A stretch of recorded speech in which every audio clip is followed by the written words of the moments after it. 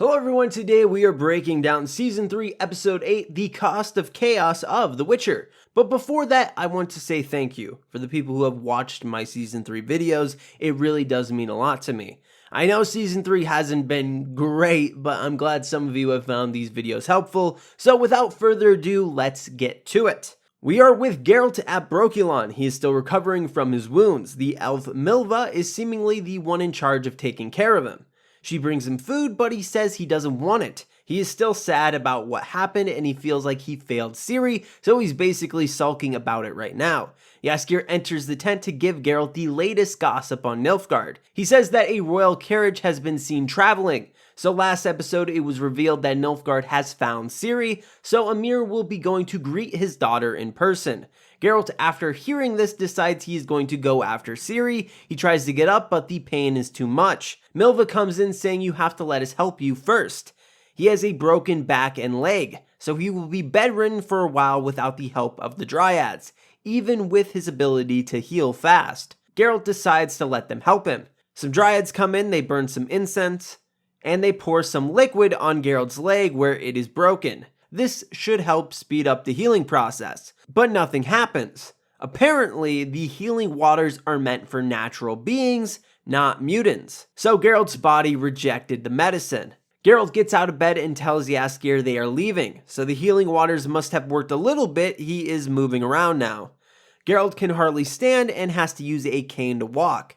Milva is telling Geralt to stop and that he is in no condition to be walking around, let alone going across the continent to find Ciri. She hits his cane and he falls. Luckily, she is there to brace him.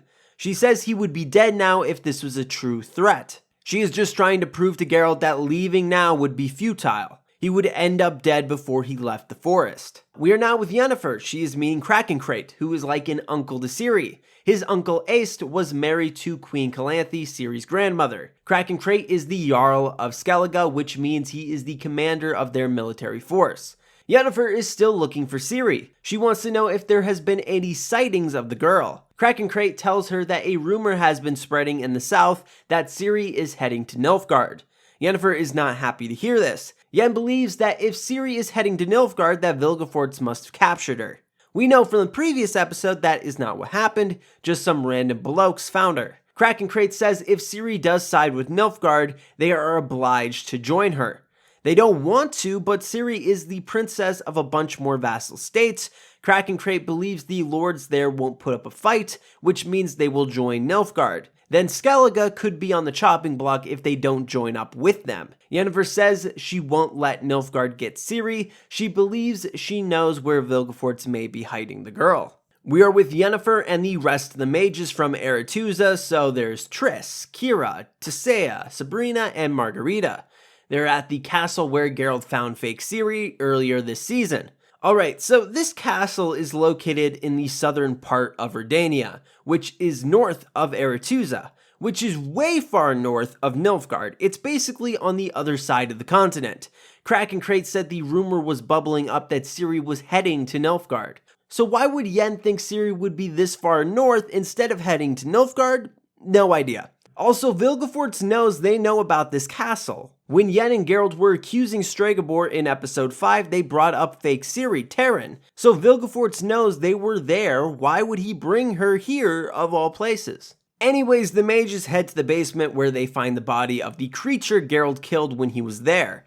They are all horrified. Geralt never went into great detail about the experiments. Philippa is here as well, letting them know Vilgefortz nor Ciri are here. Tissaia wants to reverse the spell on this creature. The students who went missing are a part of this thing, and she believes they at least deserve that much. They all hold hands and reverse the spell. The creature turns into 3 normal dead bodies. They leave the castle. But Triss is not happy about this, saying they can't just leave the bodies there, they deserve a proper burial. They all start arguing with one another, then Philippa says how it's the Brotherhood's fault, that if Tissaia did her job of watching the students at Aretuza, none of this would have happened. Which is kind of true. Tissaia brings up Philippa's failed attempt at purging the Brotherhood, that the only reason she did it was for King Vizimir to notice her, and to get out of Dijkstra's shadow. Philippa is clearly hurt by this remark. She says she can trust Dijkstra, and Tissaia says like she trusted Vilgefortz. So Tisea is putting some doubt in Philippa's mind that Dijkstra would cast her aside if he had no use for her. Why Tisea would say this after being called out for something that was clearly her fault? No idea. Guess she just wanted to be mean. Yennefer tells them to stop, that they need to focus on finding Ciri because for every minute that passes, Vilgefortz and her draw closer to Nilfgaard. But first, they are going to gather the dead girls and have a funeral for them at Aretuza because apparently they have time for that. We are now with Francesca and Fringilla. They are at Nilfgaard. They enter the castle and meet with Emperor Emhyr. Emhyr thought Fringilla was dead and that she died from alcohol poisoning after being imprisoned for lying to him.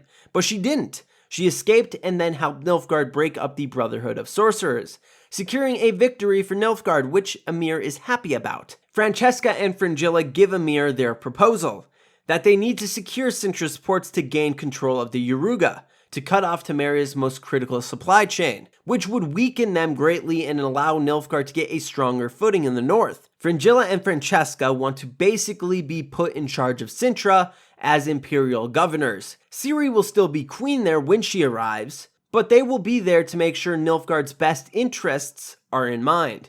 Emhyr agrees to it. Francesca thinks that means the Scoia'tael can stop fighting and return to Cintra, but Emhyr says no. The old and sick can, but the rest will continue to fight with Nilfgaard. Francesca is not happy about this, saying they will not fight for him any longer. Emhyr says they can either die fighting so the rest of the elves can live, or all of you die fighting to survive. The elves don't really have a home, so if they are kicked out of Cintra, they would die eventually. We are now at Redania with Dijkstra. He is meeting with King Vizimir. Dijkstra is walking with a cane because Geralt broke his leg in episode 6. It looks like Philippa was able to heal it some with magic since he is walking around on it. Dijkstra tells Vizimir that Nilfgaard has taken towns in Aden, Lyria, and Sidris. So we find out in the last episode that the second war has begun. And Nilfgaard seems really prepared compared to the northern kingdoms who have been bickering amongst themselves. Vizimir wants to know if there's any new info on his brother Radovid. Dijkstra has no news on that front. He's still missing, which makes Vizimir pretty upset. Dijkstra promised Vizimir that the Brotherhood would be purged of traitors after the Conclave, and they could start fortifying the front line with this new Northern Alliance born from that. But instead, the Brotherhood is basically gone, Nilfgaard is on the offensive, and Radovid is most likely dead, though we know he's still alive. Vizimir is not happy with Dijkstra. He says his people are losing faith in the monarchy and examples must be made. He tells Dijkstra to kill Philippa, so the blame is being put on her shoulders for the Conclave debacle. So I suppose we will find out if Philippa and Dijkstra are partners like she told Tisea. One of Philippa's spies was just hanging outside the door and overheard this, so Philippa will know about Vizimir ordering her death. We are back at Brokilon and Geralt is given a new sword since his last one was broken by Vilgefortz. He is training while Jaskier watches and works on a new song. He is clearly still in pain, grimacing after every move. Milva smacks him in the back, saying he would be dead now if this was a real fight and to go back to bed. Geralt needs to recover and training is going to slow down that process, but he is not going to do that. In the next scene, we see Geralt limping around getting ready to leave. Jaskier tells Milva that Geralt may not be at full strength and is still really hurt, but he's going with or without him. And Jaskier believes he should be there with him just in case he needs help. Milva says that Jaskier is not really his friend, he just wants one more song out of Geralt before he dies. All of Jaskier's most popular songs have been about The Witcher. It is the reason why Geralt is famous throughout the land. Jaskier is insulted. He thinks he could get at least 3 songs out of Geralt's death. Some people may not see the sarcasm here, but obviously Geralt and Jaskier are best friends. But yes, Jaskier would milk Geralt's death for songs. Jaskier needs coin too. Geralt and Jaskier start walking and Geralt immediately falls down. His broken leg is still giving him issues. So it seems that the Witcher and the Bard are going to stay in Brokilon for a little longer. Geralt is sitting against a tree and Milva comes to console him. She hands him Renfri's brooch and asks about it. He's been carrying this around since the first episode of season 1. He tells Milva the story behind it and how it reminds him of someone he killed, Renfri, and that life always forces him to make a choice. So the brooch is to remind Geralt to stay neutral, to stay out of other people's affairs. We're at Aretuza with Yennefer and Tissaia. Tissaia is frantically looking over papers about the Second War. Tissaia feels responsible for it since she released Vilgefortz during the Conclave. Yen tells her that it was not her fault, that the war was going to happen no matter what. Tissaia starts to go over the many mistakes she has made over her life. She says she is the reason why mages can't become pregnant. That when she first came to Aretuza, if a mage became pregnant, they would kick her out. The men said it was divided loyalties, so Tissaia suggested sterilization.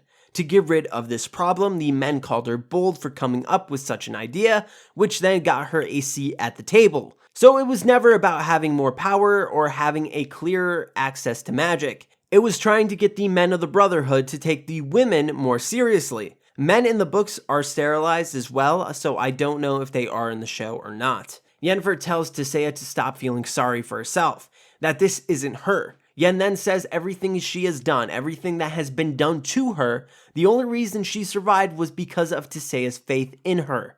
That Tissaia is the strongest force she knows. So she's giving her a pep talk trying to make her feel better for what has happened. That Tissaia may have made a mistake, but not to let that mistake define her. She has done plenty of good in this world. She then tells Tissaia that she is like a mother to her, and to the rest of the mages she taught. The two hug, and then Triss comes in to let them know that the funeral is about to begin.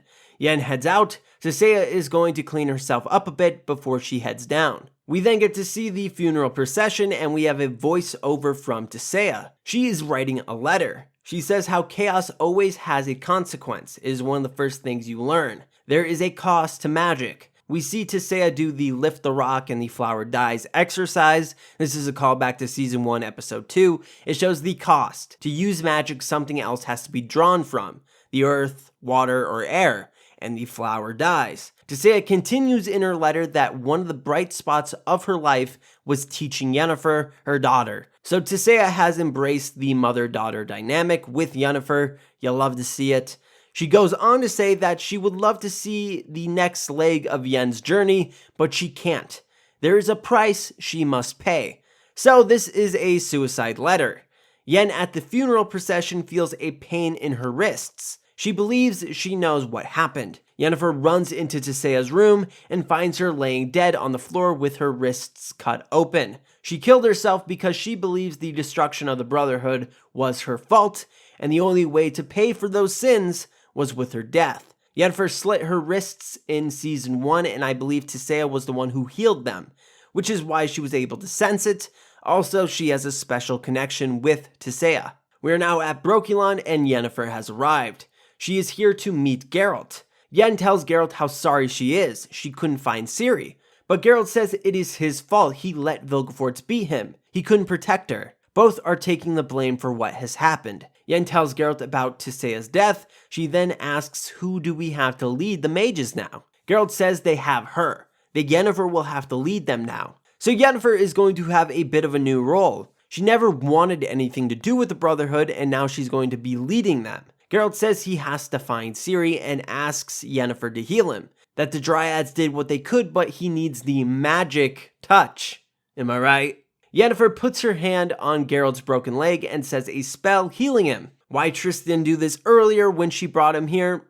No idea. Geralt says he is going to make Vilgefortz and even Emhyr pay for taking Ciri, so Geralt is going to go on a revenge quest. We're now with Vizimir. He meets with his brother Radovid, who just returned. It turns out Philippa actually helped Radovid get home. Philippa tries to tell Vizimir that the Thanad coup wasn't a total failure. They got rid of the Nilfgaard traitor and created a power vacuum in the Brotherhood only Redania can fill.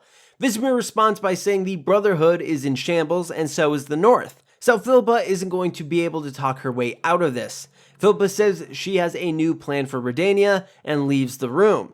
Radovid tells his brother that he is not going to stay. He wants Vizimir to let him go. Radovid has always been a screw-up and there is no place for him at court. He says he has finally found someone and that they need his help. Radovid is talking about Jaskier, so clearly the feelings for the bard are real. He's willing to leave the safety of Redania and basically give up being a prince to be with him. We're back with Dijkstra. He enters Philippa's room. He tells her how they messed up, that they promised Vizimir the Brotherhood, and instead it's destroyed.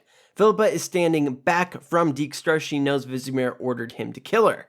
Dijkstra says someone has to be accountable for what happened and then pulls out a knife. He then gives it to Philippa, telling her to tell Vizimir that it was his fault. So Dijkstra has decided to take the blame and die instead of Philippa. Philippa is overjoyed hearing this. She knew she could trust him. Then she tells him she has made plans to protect them both. We're now back with Vizimir, and Philippa's spy slices his throat, killing the king. You may be asking, wasn't the queen assassinated a few weeks ago? And wouldn't his Kingsguard be on high alert because of this? And since the war with Nilfgaard has started up again? Apparently not. We're back with Fringilla and Francesca. Fringilla was not happy with Emir's offer to have the elves keep fighting, so she has a new plan. When Ciri arrives and they have the big ceremony celebrating this, they are going to grab the girl. Francesca stops her from saying the rest of the plan.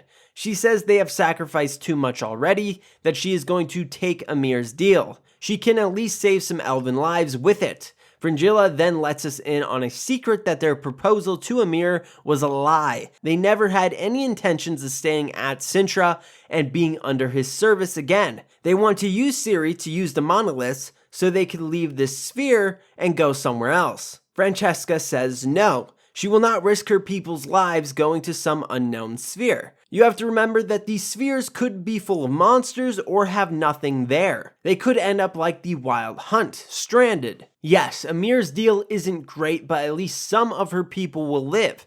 Fringilla is quite livid with Francesca's decision. She accidentally lets Francesca know that it was Emir who ordered her baby's death last season. Francesca is heartbroken hearing this. Fringilla continues, saying they used Redanian as scapegoats to get the elves to attack them, helping Nilfgaard in the process.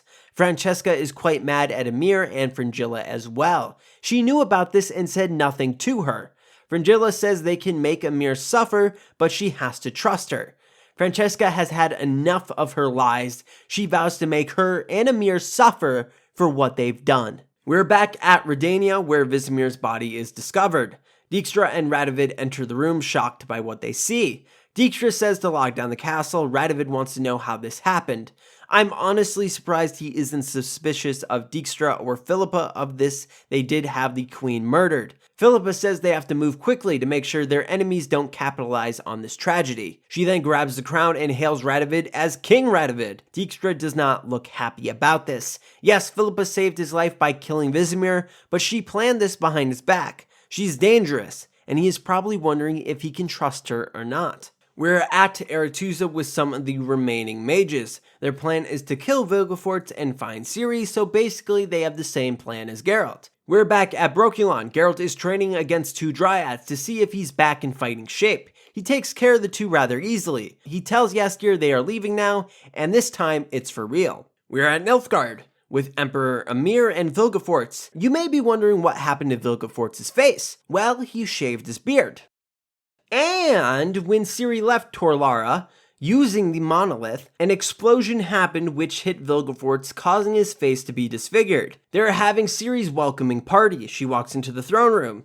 She walks up to Emir, and he is clearly very emotional meeting her. They then have the face reveal. And it's not Ciri, but fake Ciri, Terran. So it seems Vilgefortz was able to find where Geralt stashed her. So Emir thinks this is his daughter, and Vilgefortz has played a fast one on the Emperor. We are now with real Ciri. She was captured last episode. She's next to another prisoner who asks if she wants to get out of here. He then tells her to do exactly what he says. The boy's name is Kaylee. A baron in these parts has left a bounty on his head, so he must be quite a dangerous man. The two groups of men are talking about their captures. They say that the girl is who Nilfgaard is searching for. One said they already found the wench, but the other group says they are still offering a reward for her. So Vilgefortz must know his fake Ciri ruse won't work forever. He will have to capture the real thing. They just have fake Ciri as a placeholder, which allows them to get all of Ciri's people on Nilfgaard's side, which greatly increases their army. Kaylee and Ciri are able to get the bounty hunters to come near them. He must have dropped a knife when he was close to Ciri or forgot to pick it up. She slides it to Kaylee, who is going to free them from their binds. But before he can, the rest of the rats enter the tavern. The rats are a young gang who steal from the rich for their own desires. They are here to save Kaylee, a member. The rats make short work of the bounty hunters, One bounty hunter is still alive and they have Ciri square off with him. She does not want to kill the man, but she has no other choice. She is not sure what the rats will do with her if she doesn't. I believe this is the first person she has killed as well, so it's quite emotional for Ciri. The rats are quite impressed with her sword skills. They ask her name and she says it is Falca, which is a callback to last episode since her ghost was haunting her throughout her desert journey. Where with Geralt and Jaskier, they are at a Nilfgaard checkpoint. Basically, you need coin to get through. Geralt and Jaskier are up next and they don't have any money. Geralt decides to give Renfri's brooch up as payment. Some people may wonder why he didn't use Axii, which is a sign which is a simple spell Witchers can use. Basically, it is like the Jedi mind trick, and it makes people more agreeable to do things that you want, like letting them pass through a checkpoint without coin. But I suppose that sign hasn't been used in the show yet, and they probably aren't going to introduce it. Geralt and Jaskier start walking away and the Nilfgaard soldier does not allow the next people to pass. He then steals the little girl's doll. Jaskier tells Geralt to keep walking, but he can't. He turns around to confront the Nilfgaard soldier. Geralt asks why he won't let them through. The soldier says maybe he'll take the girl of the family home and see what she can be put to. This sets Geralt off and he starts punching the soldier. He then starts taking out the rest of the Nilfgaard men. 3 soldiers charge at Geralt, but they are taken out by arrows. It seems Milva is going to join Geralt and Jaskier on their quest. Geralt has left 1 soldier alive. He tells him to tell Emhyr that it doesn't matter how big his army is, he will free Ciri.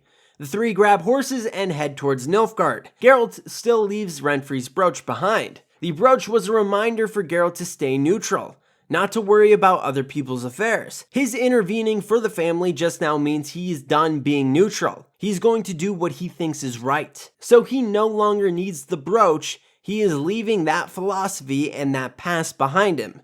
And that is the end of Season 3 of The Witcher.